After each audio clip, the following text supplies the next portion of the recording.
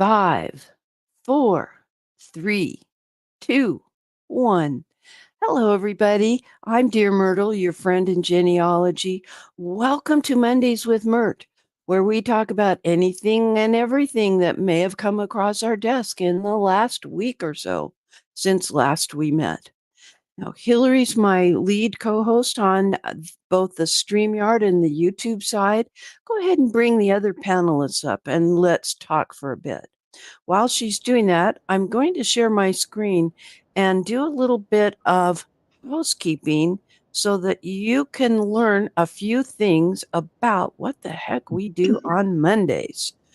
Okay, so what we're seeing here is my YouTube channel, Dear Myrtle's Archive. And one of the things I would like you to do is please share the link to Dear Myrtle's YouTube channel. Tell your friends all about it. But let me manage it a little bit and zoom in a little bit more. Can do that. And we are going to go exploring. And then we'll talk with our panelists. So as you notice, when you've gone live, not me, you will see under live exactly what is going live. You see the little red notation. And I've already scheduled next week's event. It's April Fool's Day, and we're going to be finding out about the foolish things we did. Now, there are a few other things that have gone live and people attended. And they were mini Myrts exploring We Are, that social genealogical family history site.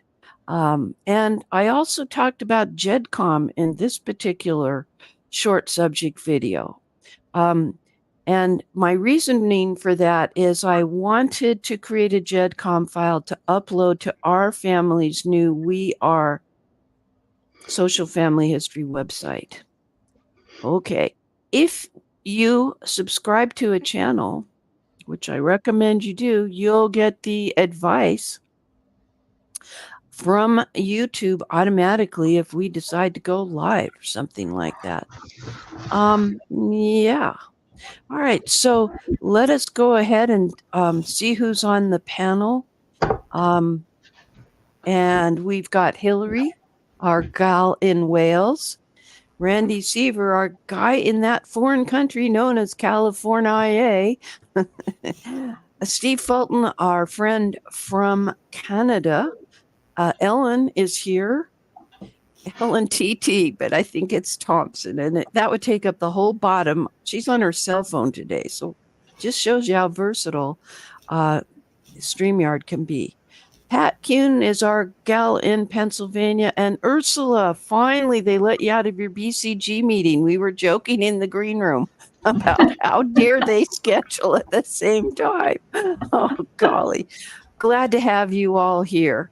Also, I notice on the YouTube side, it really helps me to see who's there. My neighbor, well, she's in central Utah right now, traveling. She's my neighbor that some of you have met because she's been there for the Dear Myrtle Roots Tech after parties. Monta is here, foot of snow in Colorado. ML, I know who you are, darling. Yep, and Karen Looney's just down I-5 for me in Arlington, Washington, not Virginia. Okay. Yeah, don't forget to hit that thumbs up button. Thank you. Hi, Deneen. You're also from California. And Betty Lou's there. We've got all kinds of folks. Hi, Katie. And John is here as well. I know exactly where Sugar Heights is because we have a sister-in-law, who lives in Milford, right outside of Cincy. So, yeah. Let's see. There's our gal. And Andy's here. Andy and I go way back. And Linda's here. And Cynthia, who won a little something from me recently. Yeah. Sherry, oh, Patricia's here. Thank you so much for checking in and letting me know where people are from. So let us have Pat and Ursula stay on the screen. So we're going to talk about a little certain something that Pat Kuhn shared with me. So we're going to move the other panelists to the backstage. Thank you for doing that. And I'm going to be pulling up this particular link and sharing my screen. I just have a question right off the bat for Ursula. And Ursula, this has to do with spelling. Pat Kuhn has an ancestor or possible ancestor named Pilger, Pilger, and she'd always known that name as Bilger, Bilger. Now, to me in English, they pretty much sound alike.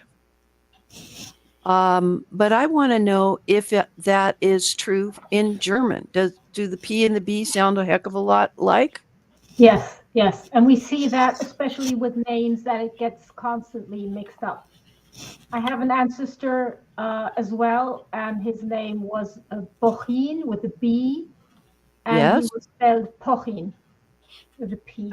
So I hear. Yeah, but people were illiterate. So if they came to the pastor and the pastor was new or not motivated, they just said their name and the pastor just recorded it exactly the way they pronounced it. Well, and we tend to say, and I want to pull back Kuhn into this, we've always said that spelling really doesn't count until somewhat in official documents in the 20th century, like for the US, where Social Security names, we had to come up with a name. Well, we didn't just spontaneously choose them and have a name. And that's what we become known by because of the Social Security Administration. Hillary, is it that way in Canada? Let me pull up Steve too. Hillary, is it that way in Wales? Do you have national health and that kind of makes you have a standardized name? Steve, you take it away and then we'll ask Hillary.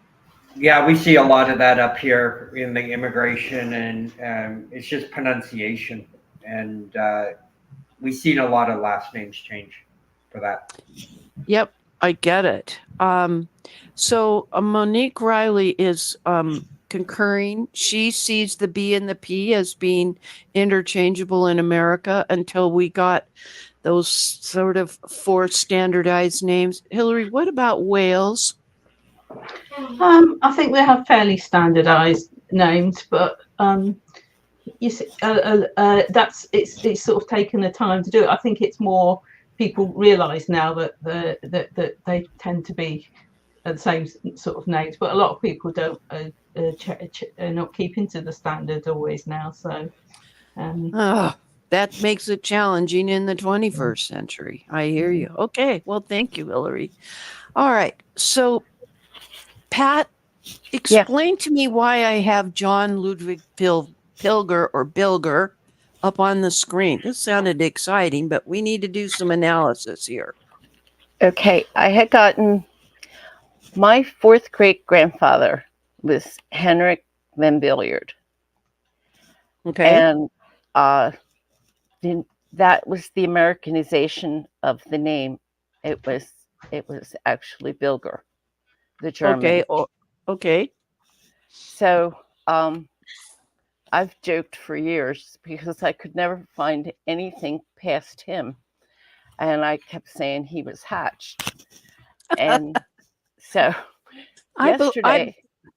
I believe in the hot air balloon theory of, arrival. Yeah, but go ahead. So your guy was hatched. So yesterday I had, from Jeannie, I had some matches and that. And here I started finding my sixth great grandparents, my fifth great grandparents, with she's my fourth. So this was his parents and grandparents. And I got all excited. And so I started looking, and I found that he died in Franconia Township, Montgomery County, Pennsylvania, and but I You found did a you marriage already know? record. Did you already know that he had died in Franconia? Is that what you're telling me?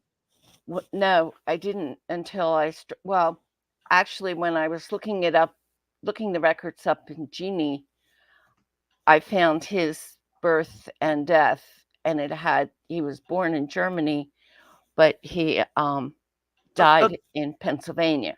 So let's talk about Genie first of all. That's an online tree. Mm-hmm. And so that was your first indication. And it made sense because it was Germany. Right. Okay. And I know Ursula's dying to say something, but I got to get a couple of things through here. First of all, the challenge of spelling, which we need to bring up again. Thanks to Maria for posting this about 2 to 3 different spellings. You're not trying hard enough. That is true in our searches. It's never always this way. Andy said the more official records were institutionalized, the more standard the names become. Yes, and I agree with also Betty Lou, who said that person, as our Ursula said, people were illiterate. They didn't write. They didn't. They weren't reading what the priest wrote upside down across the table from them on a christening record, etc. So very interesting. Okay, so Ursula, how do we feel about online trees? We don't hate them, do we? No, we don't necessarily hate them, but we're careful with them. We're careful with all the information we have there, and we look up every source. We try to find the right source to go with it first before we add it to our tree. Okay. And so Pat's in this formative stage that you're describing, where she's now seeing a first possibility of someone who did research and did that someone, Pat Kuhn, give you the link to this marriage record that we're finding over here on FamilySearch.org?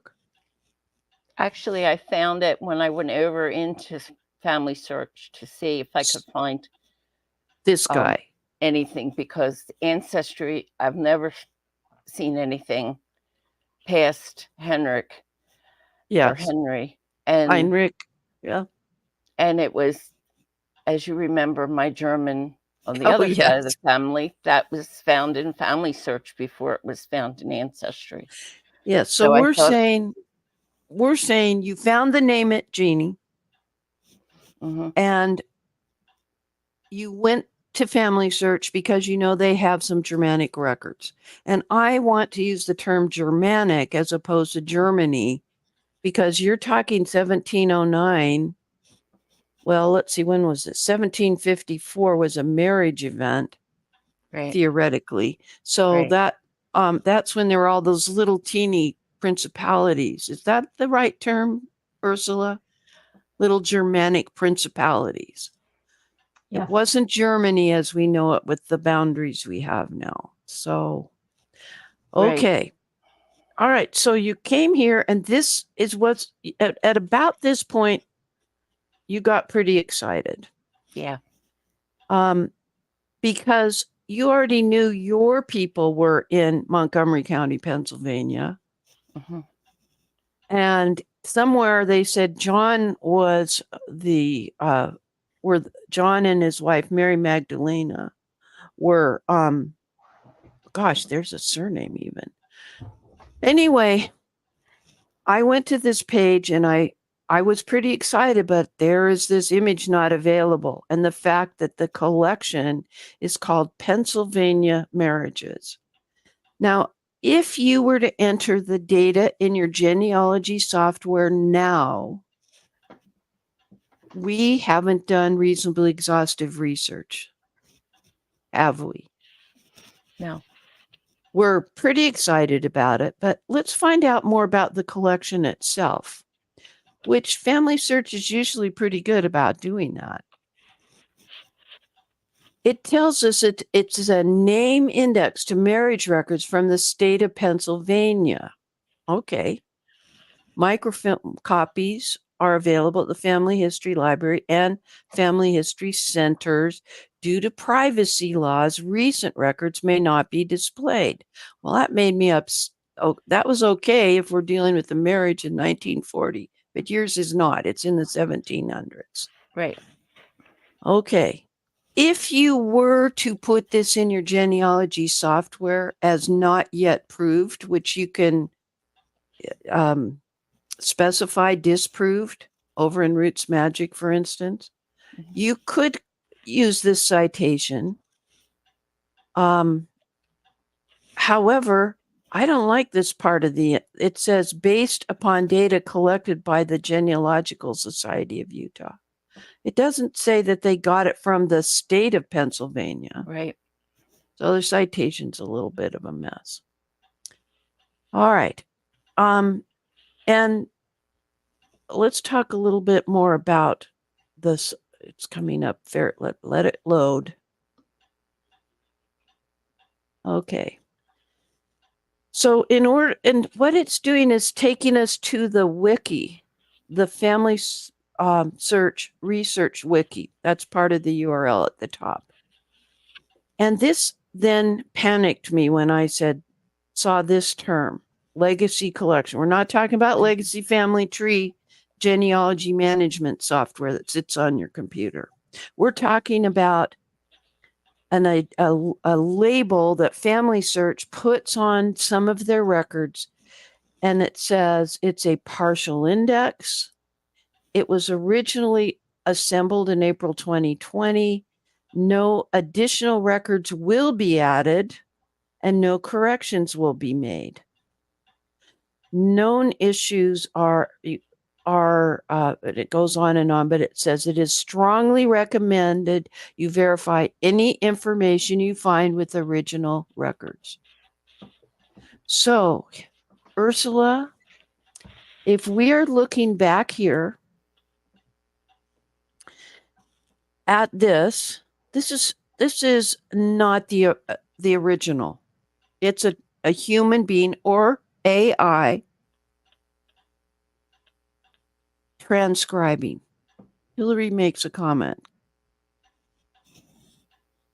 Transcriptions must always be checked. How can we do that? I want to hear from people. Yes, Hillary? Yeah. Even with more recent stuff, we can easily see that there's errors. Like I just found one today where an N has been transcribed as a V, which is very similar when you're looking at handwriting. So there could easily be some errors in that transcription. Yes, I make mistakes all the time. I'm working on transcribing just 4 pages from an 1880 U.S. federal census for the territory known as this island of Guimas. And I have checked and rechecked my transcriptions, and I am making mistakes left and right that are basically typographical errors. Ugh. All right. Got any hints for possible solutions to this for Pat Kuhn, Ursula? Well, I would try to search if there is a database with the original marriages, if it exists, and how it's accessible. Absolutely. And our biggest clue is the event place. Mhm. We want to find Montgomery, which in this case may be the county.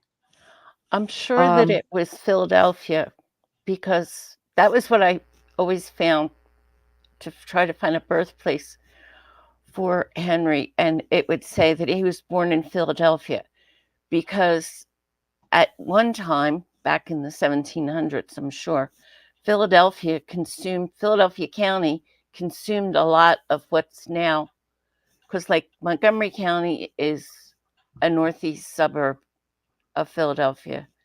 And so that, I'm sure at one time, Montgomery, Bucks, Delaware County, where I grew up, all Oh, were yeah, part yeah. of Philadelphia.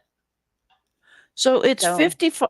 So Franconia now is a 55-minute drive, 52 minutes if you believe this notation. Let me zoom in. Mhm. It's the same thing with my Quakers that cousin Russ and I had. It's common ancestors. Chester Right. County was made specifically to get the Quakers out of the political scene in the city of Philadelphia. So yes. So it's still, when you look at the whole entire state of Pennsylvania, which this doesn't have borders exactly. Yeah, it does, but you can barely see the borders. Yeah, it's pretty close. And we end up using maps to help us decide. Now, it may be in a Philadelphia archive. Possible. Pardon? It's possible, I guess. And it might be in a Montgomery County archive. Let's ask the wiki. Let's do Pennsylvania. And pull up Pennsylvania itself. Come on. And let's look at Montgomery County. There, it's very close. Let's zoom in here a little. Yeah.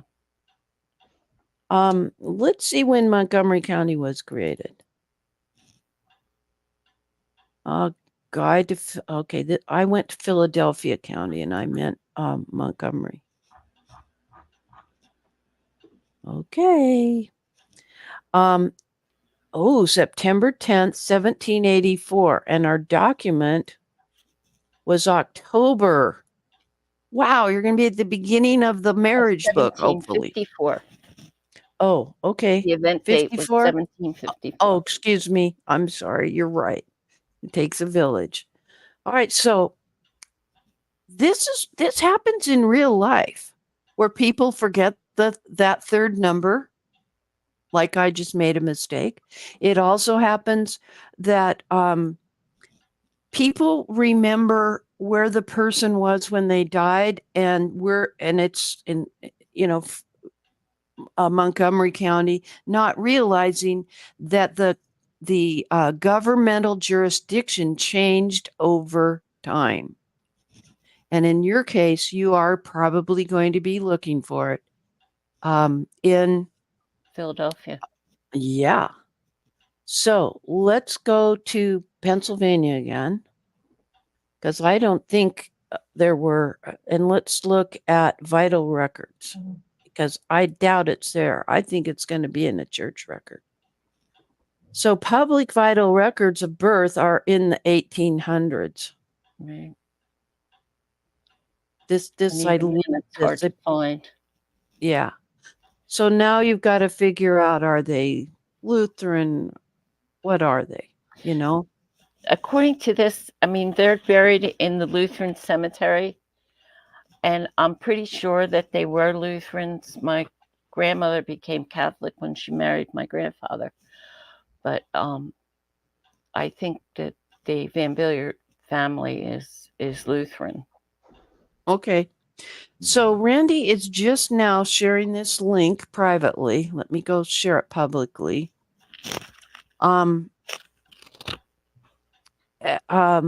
Marriages and deaths of Montgomery County, Pennsylvania, and they are still calling it Montgomery County, even though it wasn't actually created yet. I guess it's a space of it. And again, and Charlotte Meldrum has actually done a bit of this kind of work.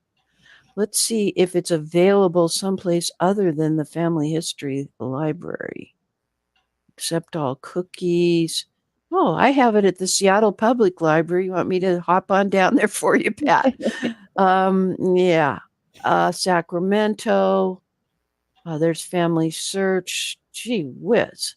There's a number of libraries that have the book, but they're all seem to be borrowable through interlibrary loan. That's interesting because a lot of time genealogy books are not. But is that the original? No. You would do better to find out about Montgomery County records. Might be able to find something in that book that tells you more. For instance, when somebody like Charlotte Meldrum has done some work extracting marriages and deaths for that broad time period, 1685 to 1800, she was looking at originals, theoretically, most likely, and can tell you where they are. So hopefully in the preface of this book, it says they are at the courthouse. They are at the Historical Society in Lyon County. Is that in Iowa or Kansas? I think it's Iowa. It was across the street from the library in a historical society building that was formerly a bar and still had the mirrored dance ball hanging from the ceiling. So we got to find out where that original is. What's missing from this research challenge that we're trying to work on to find out more about pilgers and bilgers? Bilker. Yeah, anybody? I have in the Lower Saucon, because that's where they settled. Yes. According to this was in the Lower Saucon book, Yes. and they had 2 pages about them. Wow. William Hafner explores this one picture, the ruins of Professor Larkin's home in Billiardsville, now known as University Heights. It was named Billiardsville after the Van Billiard family, who immigrated to Lower Saucon and built one of the first log homes in the 1700s. My son, he in his route driving around with his job, actually saw the sign that says that it was formerly Billiardsville. Thomas J. Van Billiard was born in 1857 in Lower Saucon, Northampton, Pennsylvania. See, that's another county. To Samuel and Julia Kidd Van Billiard, who resided on Philadelphia Road. The man lived in the township until 1880, when at the age of 23, he migrated to Iowa. He's the only Van Billiard that ever left Pennsylvania. That was nice. Went across the country. He went further and actually died, I think, in Nevada. You just say Nevada if you're from Nevada. He was the grandson of Jacob Van Billiard, a well-known patriarch, and the great-grandson of Henry Van Billiard, known to the elders of the family as Verbilger, reportedly one of the first settlers on Lehigh Mountain. Okay, so we're getting more secondhand information, right? Right. Okay, so I want to hear from those of you who are attending. Type in what you think Pat Kuhn should do next. One of the things I'm going to bring up is Sherry. Hi, Sherry. Great tip. Keep in mind that the boundaries have changed. And by the way, do you see that little crescent wrench by her name? That means that she is a host over on the YouTube side, and I appreciate you being there. Okay. What are people suggesting? No suggestions? Maria, my friend, says, actually, you're all my friends. I love seeing the original records. Often you get more information like fan clubs, addresses, etc., that can either prove or disprove the indexed record. Yeah, when you can get them in the context of more individuals, like John and Mary in our case, in this image unavailable, item, those are new names. We don't know if they actually fit in, especially since you just told us that a lot of the bilgers/pillagers stayed around that same area in Pennsylvania. Okay. Anything, Hillary? Some indexes and even some books can sometimes help you with a lot more information than you might think. Because I found a book on my family in the archives that had been written fairly recently, but it was looking at somebody gone through the Catholic records, and they'd also gone through a lot of the funeral directors, the people that buried the people, and those records, and I found the answer to something that I've been looking for to confirm something, and I wouldn't have found it anywhere else because I think it came from the funeral director, the information that the funeral director had, which would not have been public. So it is certainly worth looking at books, even if they've been written more recently. You're absolutely right. Let me pull Randy. Well, let's get Steve up here and Randy so that we've got a little bit more of the panel. Pat, that story that you sent me yesterday, did you find that in Family Search that was written by a bilger? Yeah. Yes. It was under John's history. Well, yes.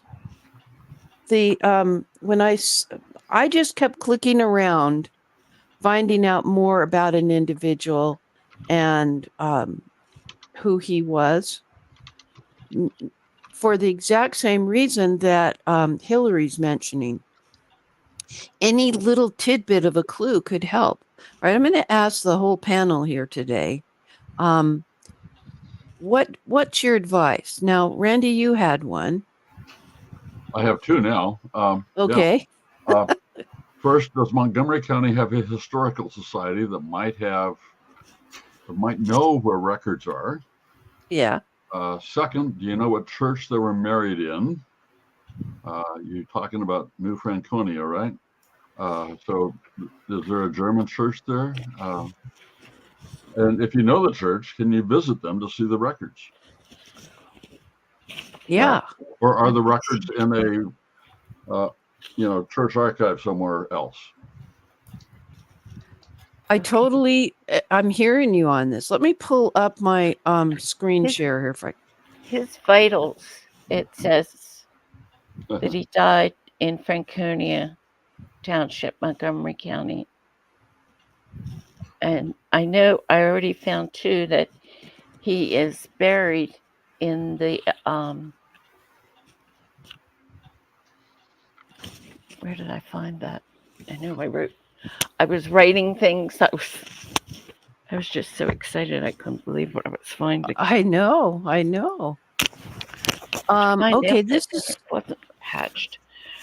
Okay, so both him and Mary Magdalene. Now this is the information off of Jeannie. They're buried in Little Zion Church Cemetery in Arlington, Montgomery County. Wow. All right, I'm going to look up Little Zion. What is it? Little Zion Church Cemetery. And it's Arlington, Montgomery County. How do you spell that? EARLINGTON. Okay, let's see if we've got one. Oh my gosh, Little Zion. They have a Facebook page. They do? That's what it says. Check our Facebook. Oh my gosh, I just love it. Okay, I've sent the link to the Historical Society of Pennsylvania. And by the way, all the links we mentioned are preserved in the live chat. And so when reviewing this video, you'll be able to pull up all these links again. Okay, here's the Little Zion Lutheran Church and the URL. Let's see if they have a picture of it. It's a beautiful church. Oh my, that's their steeple. That's the Um, church, that one picture yeah, there, yeah, where it says stewardship. It looks like it. yeah. It's a beautiful church. church, but when you click on it, it goes away. It's just Oh, the oh, well, maybe under visitors. No, no picture. Let's try a different link. So all right. So other comments from the panelists. Just jump in here if you'd like. I mean, Steve, this isn't that unusual for research, even in Canada, to look at the what is available if there's a local historical society. Talk to me a little bit about your area, your neck of the woods.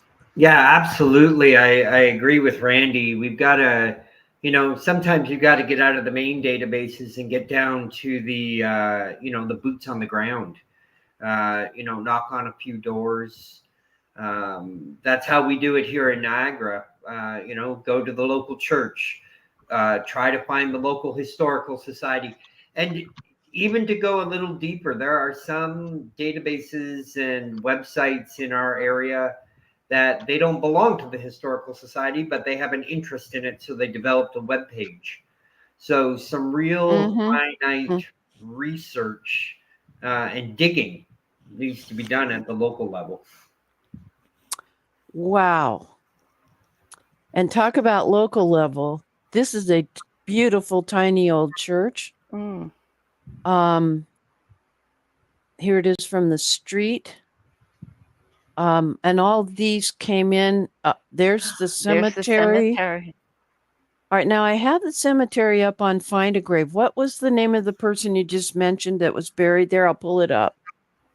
Okay, Johann Ludwig. I don't know if it's going to be Bilger or Pilger. All and right, let's also see. his wife is there too.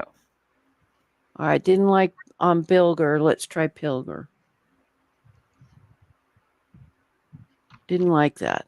All right, let me take away Johann.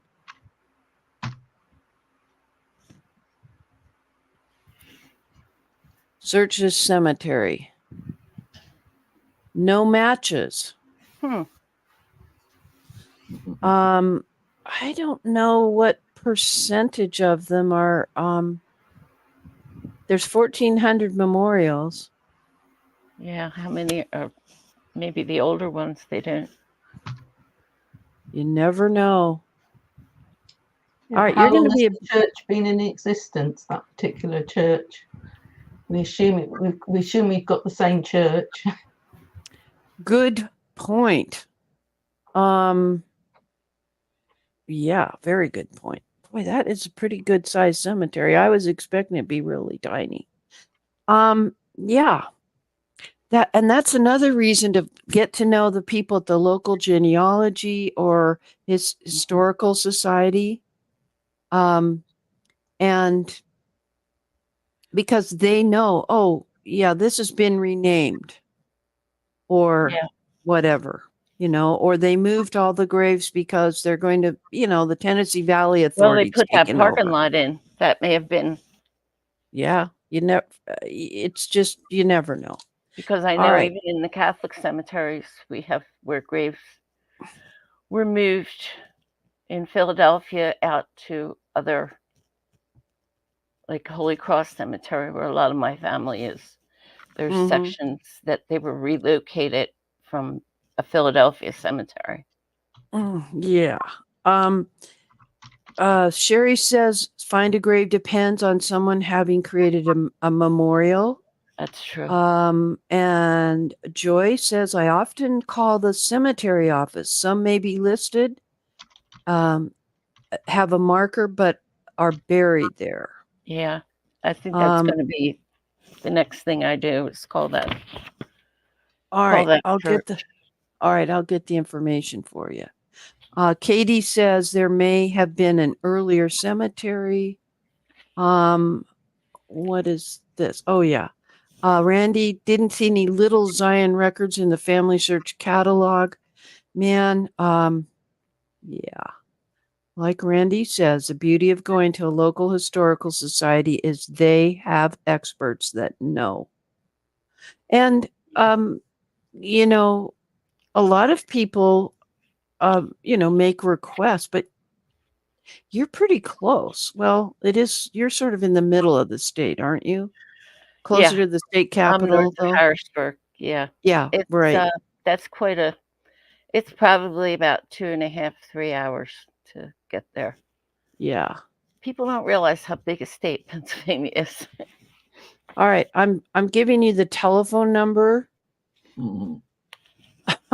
Okay. In the comment. Here it is. But And what to the church. is that? The church?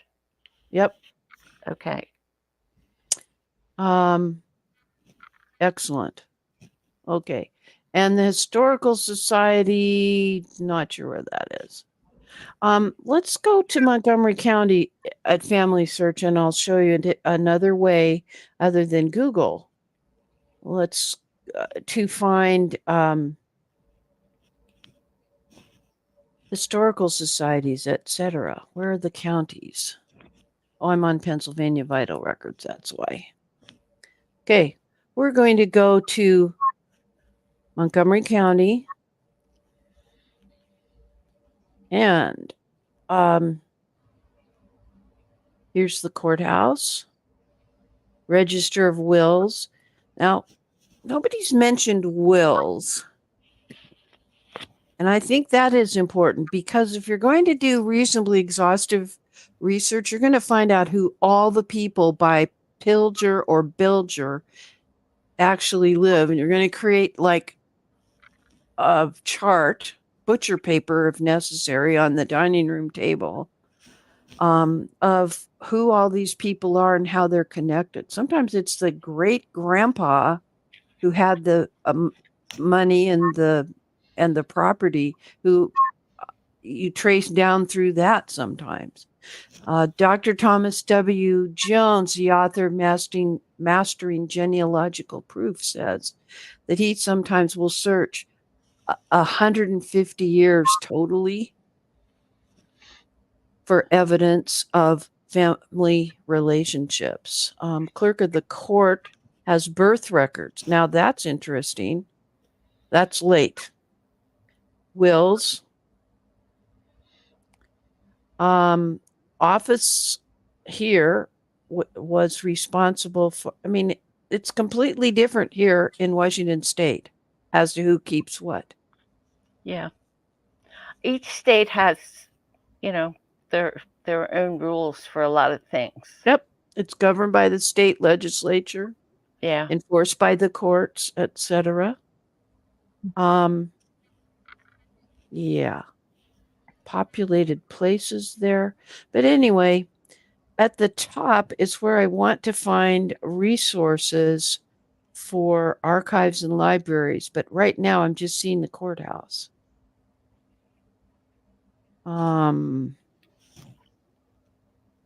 So I am not seeing historical societies. Usually they have them, Yeah, local histories. I think I'll try to find out what about them. Yep. So history of Montgomery County within the Schuylkill Valley. Yeah. Now, when Family Search Wiki has a post, they try very hard to tell you about records that are not necessarily in their collection. Might be into, at the county. They may also have microfilm, but they will also tell you other important places you need to go to find things. Man, you're going to be a busy girl. All right. You hit the jackpot today, kiddo. You got to have all of us work together on your challenge. All right. I'm going to let Ursula have the last word, and then we're going to segue into her topic for today. So, Ursula, what have we missed? What have we missed? What advice would you give our researcher here? You've muted yourself, dear. Were the dogs That's barking? it's a tricky question to answer. Uh, Hmm. being German, of course, I would have just called the cemetery. I would have assumed automatically that they were evangelical because the name, it's not that the name sounds evangelical, but if because of the name and the area they might have come from, and because of the early immigrants from Germany often were evangelical. Okay. So that's why I would go for the Lutheran and for the German parishes. You know, And I would just call someone or write an email and say, I don't know anything, guide me. Yeah. okay. So I agree that you need to reach out to some of these to find the original records. Yeah. And the way to describe your research with the church is to say, we understand from this record, blup blup, that so and so was buried at your church cemetery, but I'm not finding it yet listed on Find a Grave. Can you tell me more? And be sure to give the name and the date and the spouse's name that as you know it. And we can go from there. Okay, And I thank think you. that we also need to remember that we are not alone with these questions. Hmm. Very often the parish office gets a lot of these questions, so they already know exactly how to answer them, or the historical society, Hmm. because there are a lot of people searching. Hmm. Sounds pretty good. Okay, Pat, you get to rest Okay. now.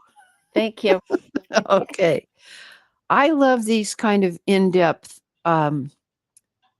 studies because the methods we're talking about, these methods of research apply regardless of the locality. What did you see old Myrt bring up? Maps, ended up looking for Find a Grave. And I'm not the only one that did research. Randy was looking in the family search catalog. We didn't, uh, we used Google. What else did we use? A German research expert who said her experience with names and that early migration tends to have her think that it was an evangelical Lutheran. Interesting. Okay. So, talk to me a little bit, my dear Ursula. I did see the link, but I can't do links last minute. Okay. We want to talk about ancient family secrets. I don't have Chinese, so I just have to say ancient family secrets that may or may not be told in the way of a tale, the family lore, as you say, or it may be very hidden, for instance, and only come to light with DNA research. We're hearing Yeah. stories about that all the time. So, talk to me for a little minute about that and how you're thinking. So, I mean, we do have these stories and we do have the untold stories. I always find that every family has a certain kind of dynamic. And there's families who just love, yeah, telling everything, sharing all the information. And then there's family who's important to be someone, so to say, a certain relationship, to have a famous person in their family, or Oh, yes. Yeah. yeah, I think every family has that. Hmm. I mean, it's a very German topic because, of course, having gone through the Third Reich, we did our share of not telling and who did what and Mm. such.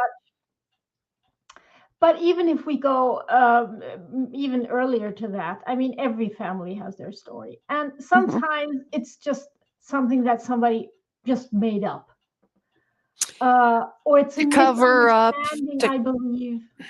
yeah, to cover up something, etc.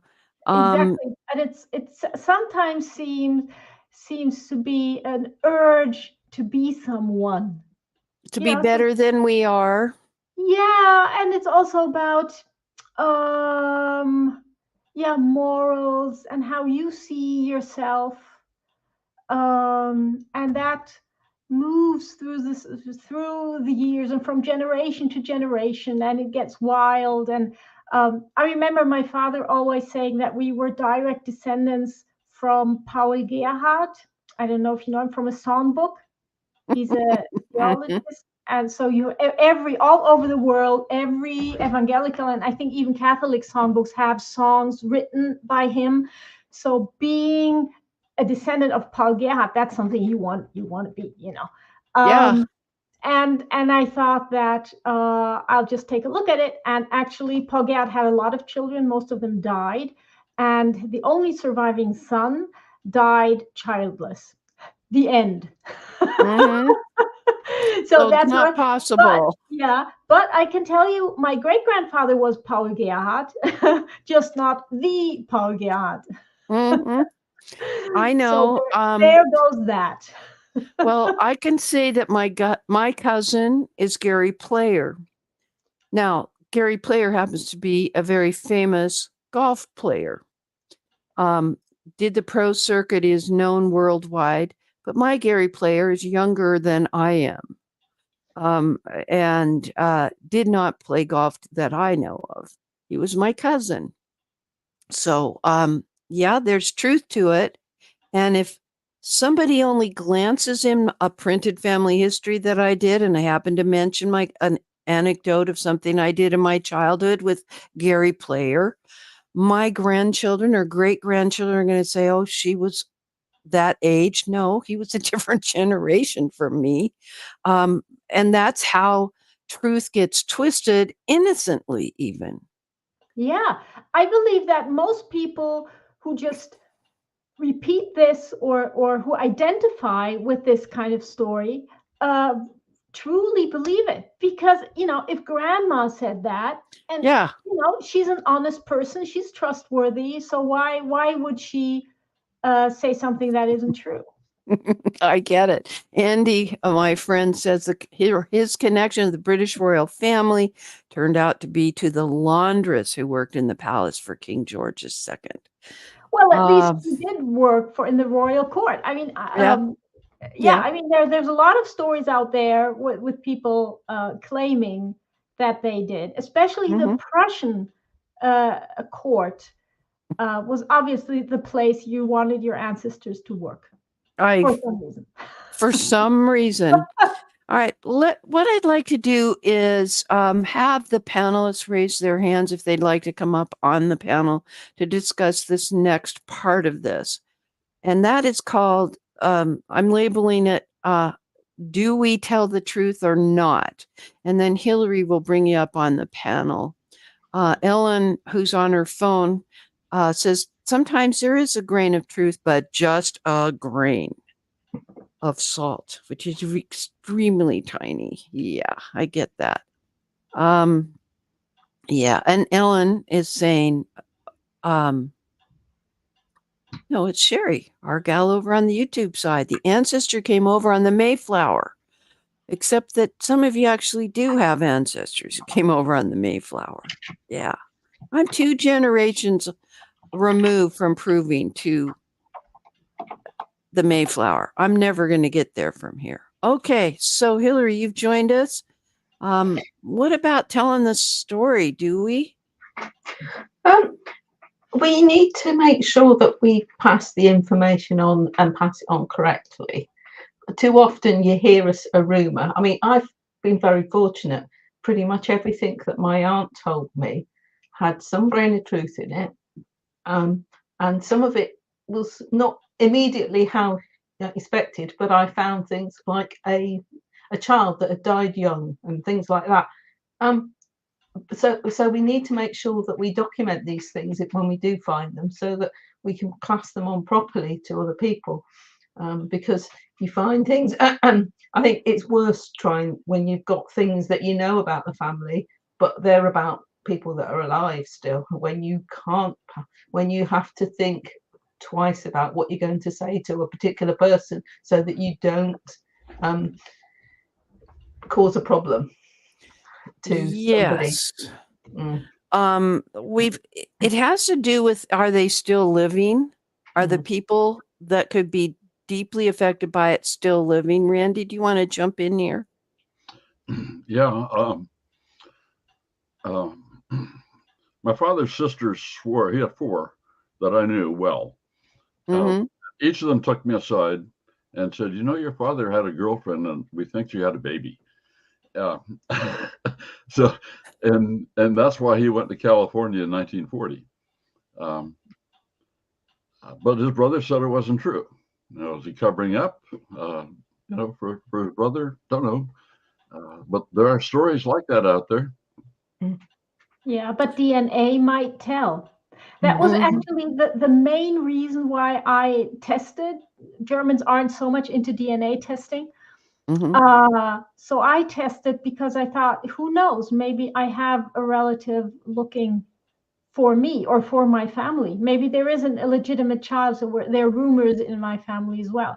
So I figured I need to test. So far, nothing. But So you know, there are 1 million children in Europe who were fathered by German soldiers during World War II. 1 million children. Mm. I have that's a lot. yeah, I a long time ago I explained about one of my husband's cousins. He has got a cousin not on the same side of the family who because his family on the other side were in Jersey. They know there is a German soldier that was the father of somebody, and they were actually trying to track down what happened to this German soldier after he went back after the war, because they know that this was definitely the case. And I'm sure there's quite a few more, particularly in somewhere like Jersey that was occupied and that were children. And you get other things as well. You know, people do DNA tests. I've got somebody in my family who's done a DNA test and found somebody they didn't realize existed.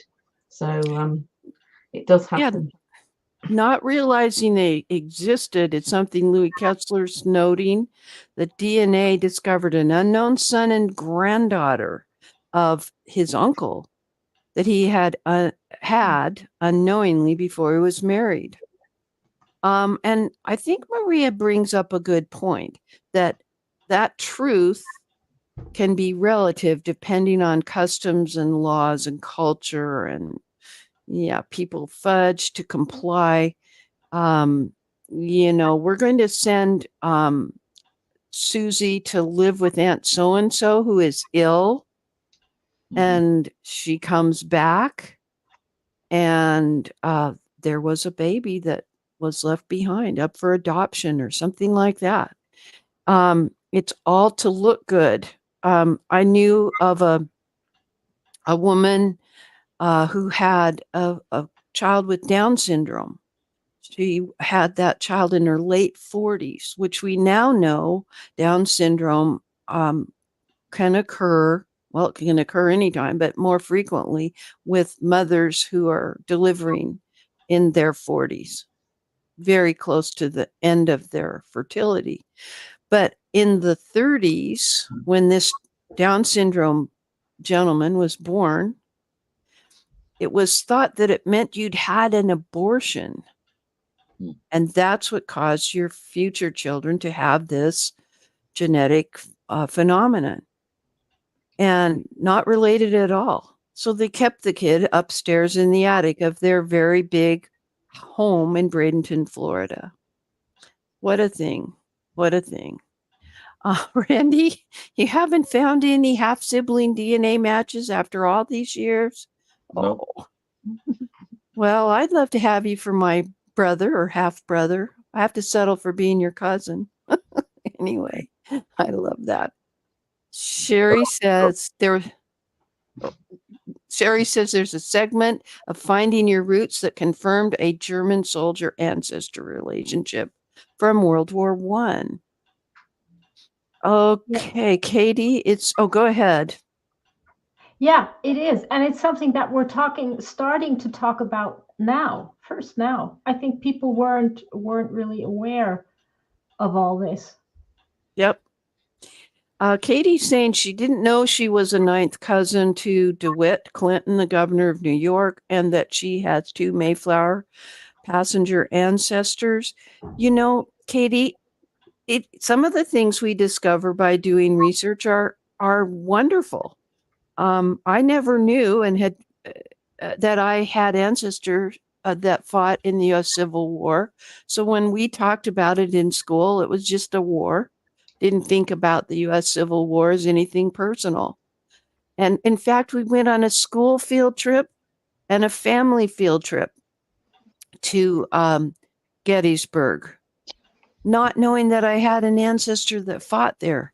And those of you who know me and remember Cousin Russ, there was that time we both went with our spouses on a tour arranged by Mr. Myrt to find out if his ancestor, Confederate, and my ancestor, who was Union, fought against each other because we knew their units were on Culp's Hill at the same time. And talk about boots on the ground, Steve Fulton. It wasn't until we were at Coop's Hill that we realized the hill wasn't just a cone-shaped hill. It was a long, narrow hill, and my people were bivouacked or in tents on the far north side. I'm thinking it's north. And his were approaching from the southeast side, engaged in battle. Mine were not engaged in battle. They'd lost 80% of their people. Okay. Did we bring this one? Yeah, we did. It is shocking when you do think that you're Irish and now you realize you get to wear clogs. Yeah, I hear you. That kind of a thing. What can you anticipate doing? Ellen, did you want to say something? You're on camera now. Yeah, I wanted to say that I think that that's why, in my example, why I've done DNA is that I know all the family stories and I've done my genealogy. So even if I don't have anything that pops up that's sort of a mystery, a lot of times people pop up in my matches that are a mystery, and I can help them figure out how they fit in, because often they don't know how they fit in. Yeah. And that's happened several times. So yeah, I haven't had that problem. Although my dad said something, I'm the oldest. And so I helped our stepmom and our dad get through their hospice. And dad's, who's a retired physician, said, don't ever test your DNA. And so I always figured there was some half sibling out there. None have come to light yet. So there's some fear associated with some of this testing. And I think the best thing for us to do is be calm about it. And I think I need to send the link out to your website there, Ellen. I'm trying really hard to share. sorry. Yeah, because I've had cousins, one of my cousins came along and her father had been adopted, and I was able to tell her, more about her grandmother, because the children had been taken away through foster care. And my mother was always really worried about that, what happened to the children. Yeah. And, children, when the mama died or something, more frequently than we ever see now, were adopted out or put in an orphanage. And it wasn't because they lost both parents. It's because you had the Dust Bowl time period. The husbands had to travel anywhere to eke out any kind of a living, and they gave up children, and sometimes they came back and got them, but not very frequently. Randy, you think your brothers may have something to hide, huh? I hear you. Yeah.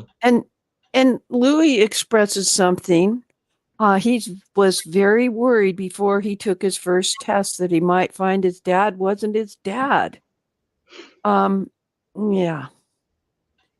I'm hoping that we're feeling more and more comfortable with it.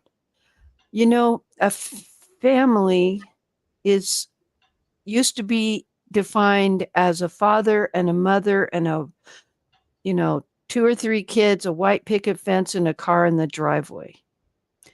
And in my own case, I have a father and a stepmother who are wonderful, although my dad was pretty tough on us. I have a mother and a stepfather who were less than stellar examples of parenthood. And we all have that somewhere in our family.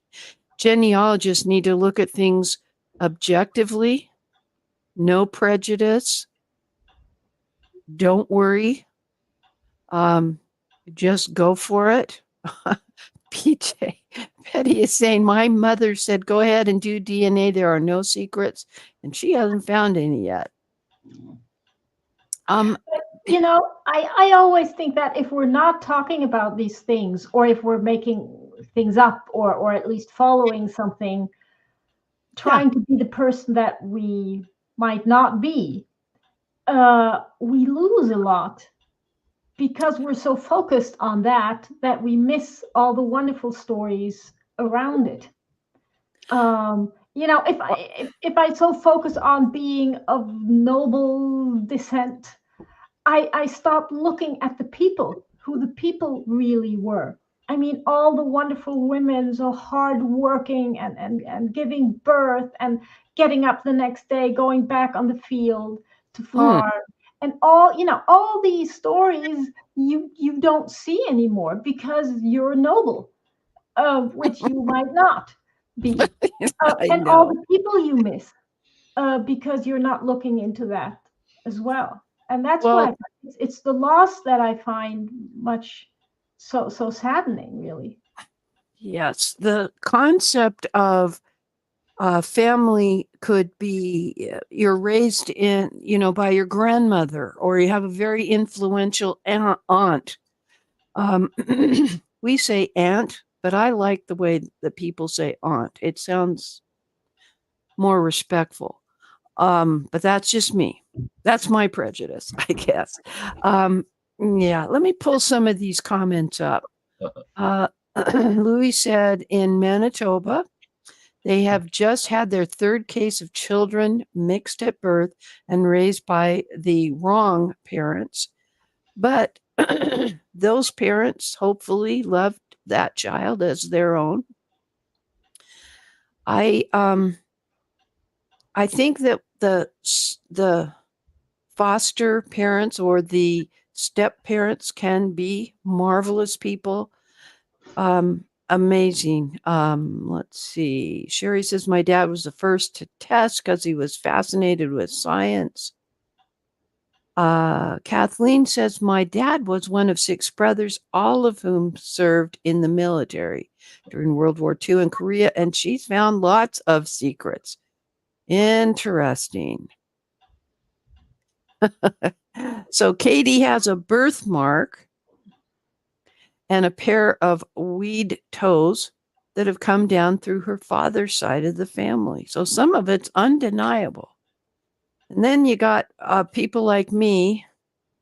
I look like my dad to my mother, and my dad says I look like my mother. So, yeah, I was caught in between. They had a very acrimonious divorce. Oh dear, was at the family history library, and one woman was working to find her DAR patriot and discovered the family were loyalists, received lots of advice to look up another line. Yeah. Interesting discussion about a very emotional topic. All right, let's switch gears a little bit. I want to talk about Randy's blog post that really touched me. I'm going to pull it up and share my screen. And it has to do with saying their names. Now, that's something that we tend to use as a phrase to describe the importance of saying the names of those who can't speak for themselves in the African American genealogy group. And this spills over into this area. So, Randy, talk to me a little bit about this, and we'll go from there. Yeah, when children die young, as infants or as toddlers or even teenagers, it has a profound effect on the family.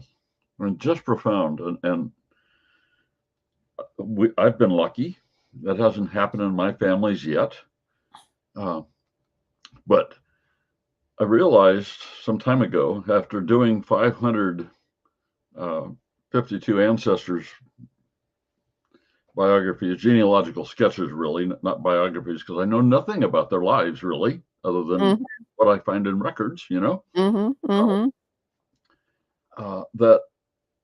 the events in the family are certainly tied to the children or the parents or whoever, or even cousins.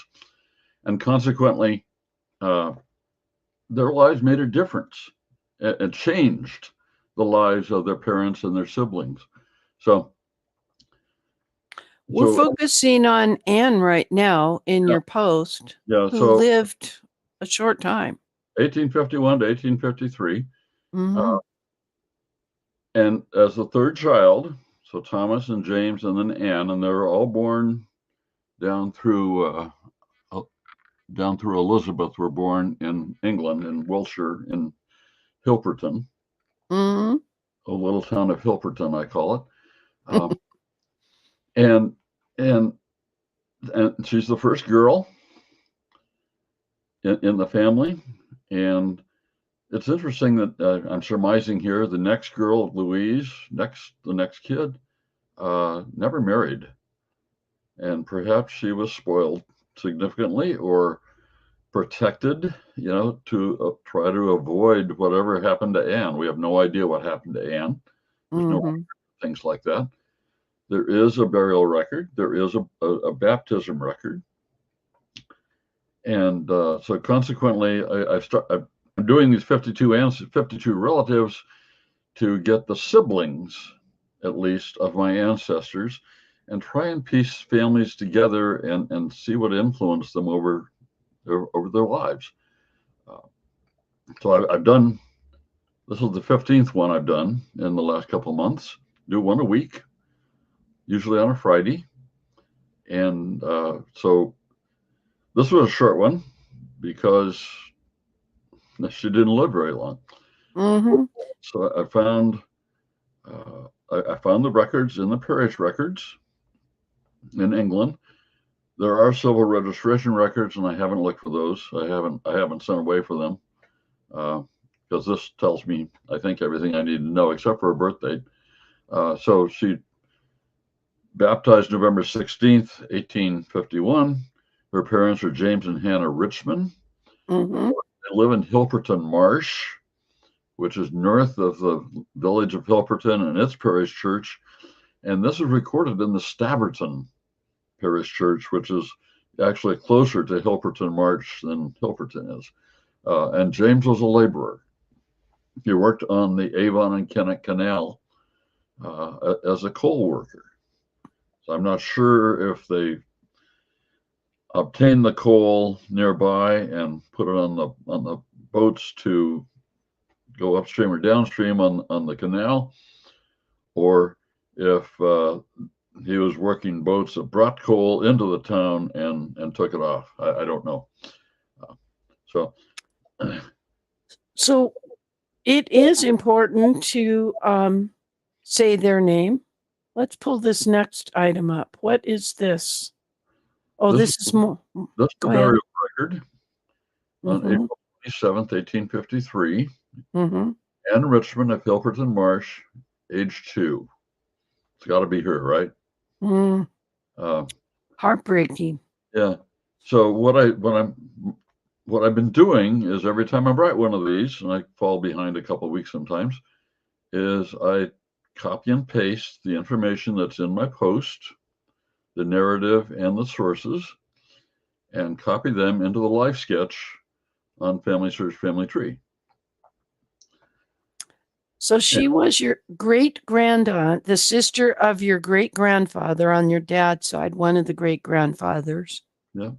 And, you know, it is important to see what an impact a person can have in the family, even when they're two.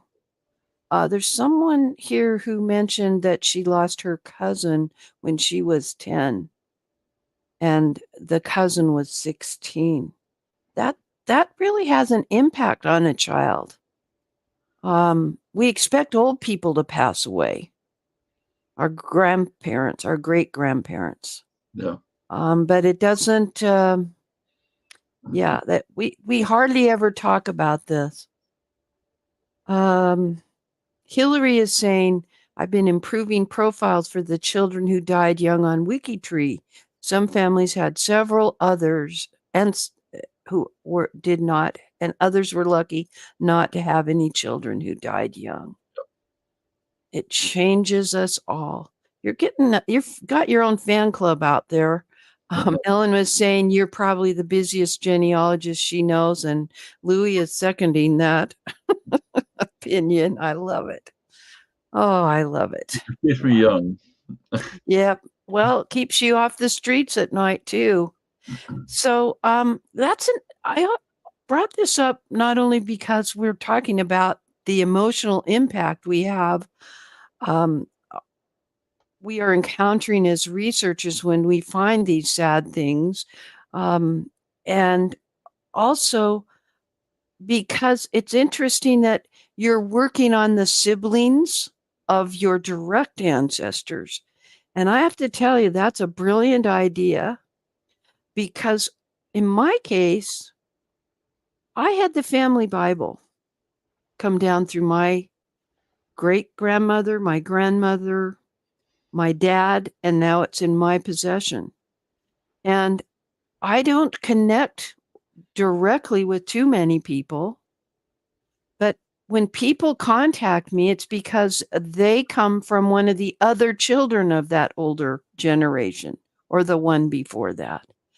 And by putting this out here on the web in your public blog post, it's like a toehold. It's a placeholder for people to find you and to find the research that you've done.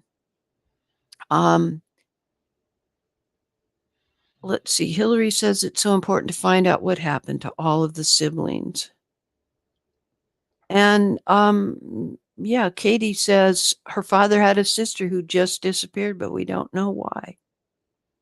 Yeah. Yeah.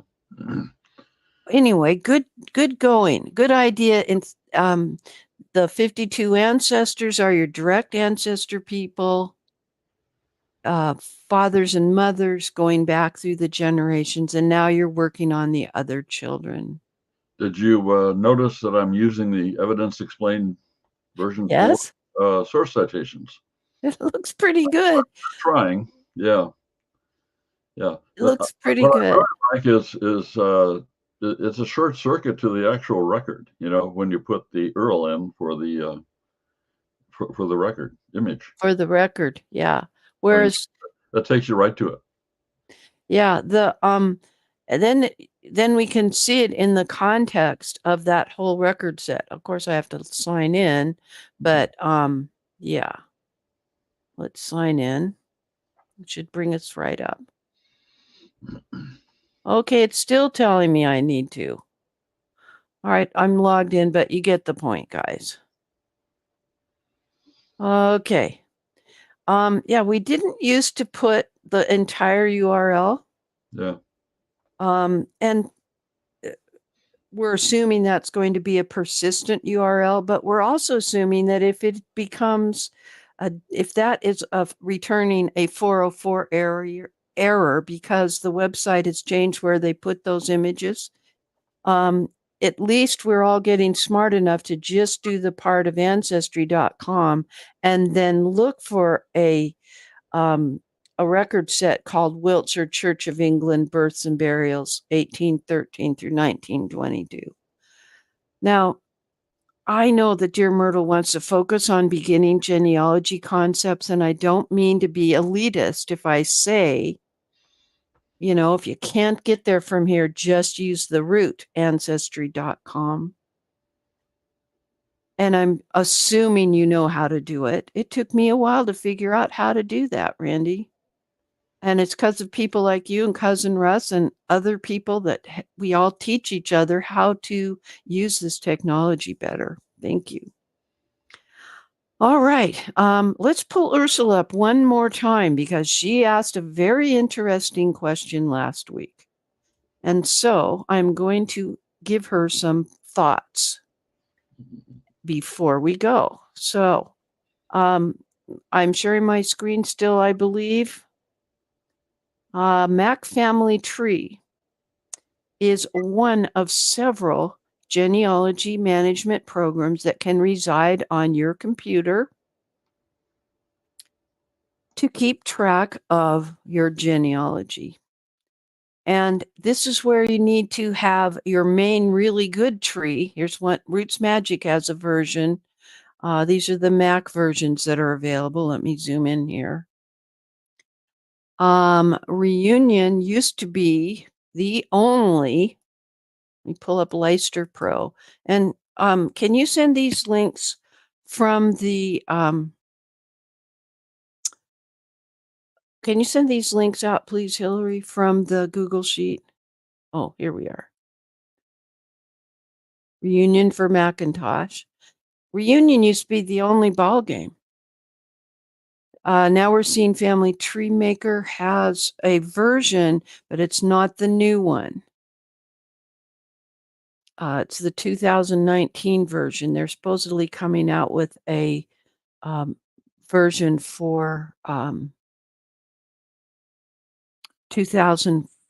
2024 that is not unlike what we see in the 2024 Windows version. I also want to give you one other possibility, and this could apply to a lot of people. What if you want to have your tree online but private to you? That's what Roots Finder is all about. Roots Finder is a cloud-based genealogy management program. It can give you suggestions to record sets that may or may not contain information about your ancestor. So that's a possibility. So there's your answer. I think Heritage also has a version for Mac. Let me go look. Let me pull that up. Thank you, Hillary, for helping me. There it is. Now, why do I go to these websites? So that y'all get the brand recognition and it doesn't look foreign. You know that old Myrt would not send you any place it's not safe. So the one difference with Roots Finder is that it doesn't reside on your computer. Everything resides in the cloud. Dylan Quast created it. It's a very robust program, free hints. You can upload a GEDCOM file and go from there. And one of the interesting things it can do is, and you would have to study this, it can analyze your DNA matches from Ancestry, MyHeritage, 23andMe, Family Tree DNA, and GEDmatch. I think we had somebody just arrive. Who is that? Frank, our guy in Germany. Good to see you today. Thanks for joining us. Anyway, so Ursula, hope those help you. Yes, a lot. Okay. All right. By the way, Sherry is saying that FTM has had a Mac native version. And that means, folks, that Ursula won't have to use crossover or something like that. It's crossovers like a Windows emulator so that you could run a Windows program on a Mac computer. Mac users want a native version.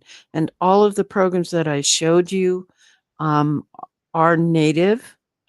And Cynthia Hall is right. The most recent version of Family Tree Maker for Windows is 2024, but for a Mac, it hasn't been released yet. Okay. Anything else before we go? I think we've had quite a day. We really have. All right. Anything in comments that I've missed there? Are we doing okay? Yeah, I think we are. All right. All right. Before we go, I want to share a couple of additional links. You who know me well know that I first ventured back out on the internet after Cousin Russ passed away, and I am usually attending Friday night game night. And the reason I cross-post this is Michael Daniels is the guy. He's the host. He leads Tinkering with Tech. And that is on Wednesdays at 5 p.m. Eastern. Also, occasionally, not as frequently as Friday night, I will hang out and watch our friend Bill Graham and his co-host Jolyn Bowler. Wheel of Fun. It is a lot of fun. And also part of our Tinkering with Tech group is a friend, Roxanne Davenport, talking about living with epilepsy seizure the day. Hopefully we were able to send all those links out. Did we? Okay. If not, I'll put them all in the description so that it's easier for y'all to find them. These are people that help me learn technology, and I just want to pay it forward and tell you what they're doing on the web. Yeah. Okay, what an interesting show we've had today. I do want to mention this one item. One of our panelists, Jill Morelli, did a very interesting webinar, presented a very interesting webinar. And it's over on Legacy Family Tree webinars. Let me find the link. Dang. Thought I had it. I was so good. Here we are. I'll pull it up. And it has to do with 18th century Sweden, but just like everyone has been saying today, let me give you the link. The research methodology is about the same. You got to find a person in a certain place, then discover everything you can about any kind of records that have survived in that state or in that country or that province, that political jurisdiction or ecclesiastical jurisdiction or governmental jurisdiction, and realize that it is your responsibility as a researcher to become familiar with the rules in that particular place at the time your ancestor was there. And the rules could be cultural, they could be actual laws on the books, or policies and practices that were enforced by the church, etc. Randy says, every case study provides more records or technology or methods information. Thank you. This I always like to say what my panelists are doing, folks, and give you open-ended opportunities for learning about how to do research. If you just listen to the first 20 minutes, how they give you the timeline here. I don't know if you can see that well enough. Let me just, share the screen here. Okay. I need someone else up here, so I'm going to pull Frank up and then do my share screen. I just got to have it. You got your time, your screen time. Okay. Let me pull this up. When you look at a family tree webinar, it gives you the content in a timeline format. And I always just go to the introduction, which is not the speaker's introduction or a brief bio. It's the introduction to her whole presentation that she gives. You watch those first 15, 20 minutes. She clearly discusses methodology and the problem at hand and what she's thinking she should do to solve the problem. And she specifically says, doesn't matter what locality, you're going to be employing these same methods when tackling a research question. And in her case, it's who are the parents? Yeah.